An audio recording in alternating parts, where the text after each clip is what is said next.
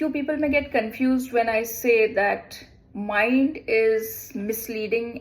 Do not always satisfy it. This really signifies that mind can generate false perceptions, desires, and thought patterns, which are honestly speaking cognitive distortions, right? Which leads to a lot of suffering and an unfulfilling life. The idea is to basically recognize these deceptive thoughts and not automatically believe or act on them. The brain, it has been seen, if we read psychology, the brain uses mental shortcuts which can lead to mistakes in thinking, or the thoughts are irrational. Few examples like people will have extreme behaviors, all or nothing, or overgeneralizing, lot of biases, lot of assumptions about others and situations, and emotional reasoning, just believing it to be true because you feel about it very strongly, right? That is actually signifying a lot of cognitive distortion in a mind.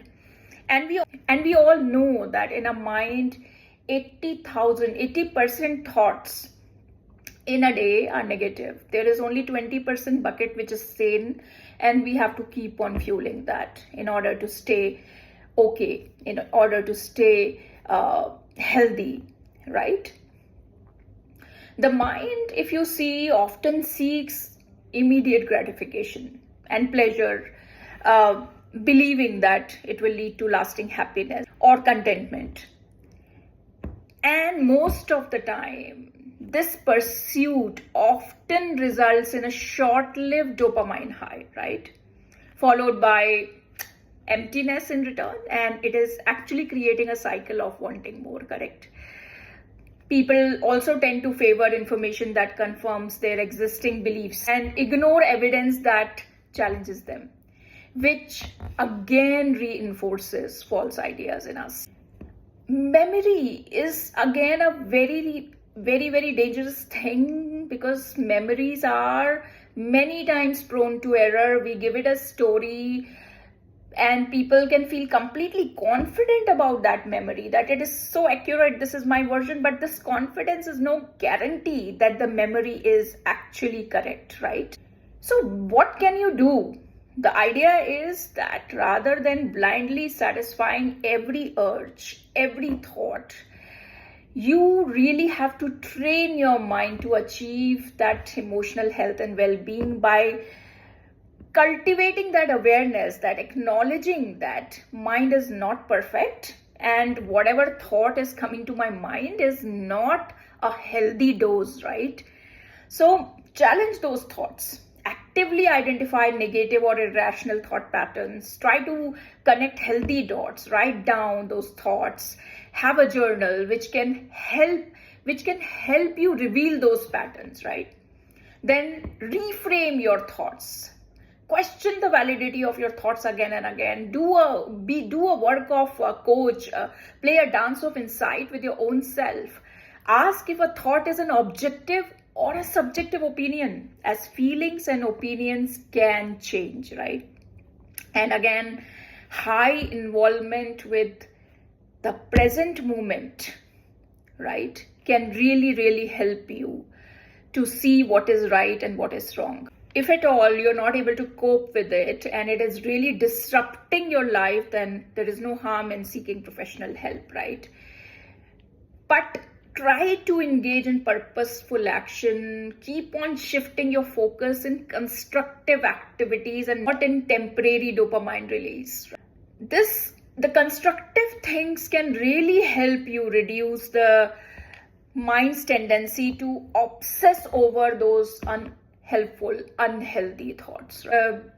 If you have read Bhagavad Gita, in Bhagavad Gita also there are 4 levels of mind which can actually mislead us, and these 4 descriptors have been explained in very different ways by various commentators. So first one, if you see, is mischievous mind. Mischievous mind is what? That is the nature of mind. It is very restless, just like a child. It distracts us from things that are consequential to things that are not consequential, from serious matter to just trivial things, and to the things that simply glitter and which are not real.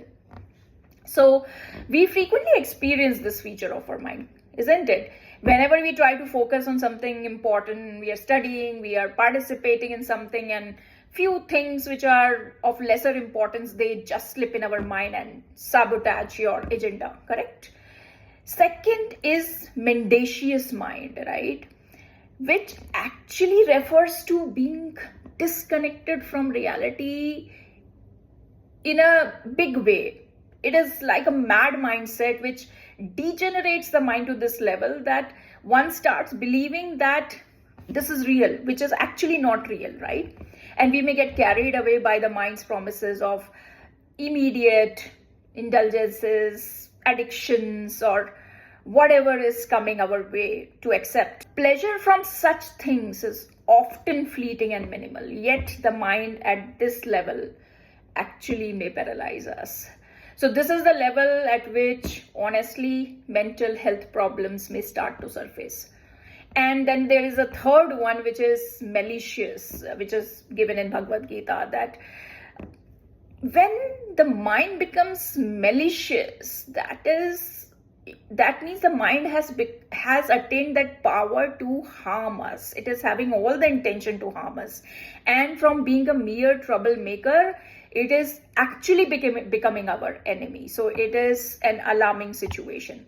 At this level, the mind impels us to actions, to take actions which may be self-destructive, and we have seen people, doing wrong things to themselves in that kind of mindset, right? Sometimes even to the point of harming our body or consuming something which is lethal for us, right? So it means that some impurity has taken a very prominent presence in the mind, and it is completely ruling our mind, right? At this state, somebody may be, doing that self-harm, and it's capable of harming others as well. And the level of mind in Bhagavad Gita is signified as monstrous, which is unmistakably negative connotation of being stubborn, right? Specifically implying that the mind is on a mission relentlessly to destroy ourselves and others. While a malicious mindset may be satisfied with harming us once, but a monstrous mindset keeps on harming till the person is destroyed. So it can drive individuals to make repeated attempts to destroy themselves, right? We have seen, and such people, such mindsets, they become sociopaths and psychopaths whose mind have become actually eclipsed. Well, this is obviously an extreme level I'm talking about, but we can start small. Most of us have seen that we fall prey of our mind, and we keep on relying on our minds, that whatever our mind is telling us is the truth, but that is not the reality, right? So keep on questioning your mind every now and then. Stay on guard to prevent both the external perceptions and the internal contemplations that allow these impurities to grow dangerously, right? So beyond avoiding the impure, if we try to focus the mind on pure constructive realities and activities, the mind can start helping us, right? It can thus decrease being an enemy and start being our friend. So that is the message, that we should keep on training our mind to become our friend rather than our enemy, and always rely on the intellect over your mind, which is over and above your mind, and there is a thin line difference. So take care of your well-being. All the best. Stay blessed.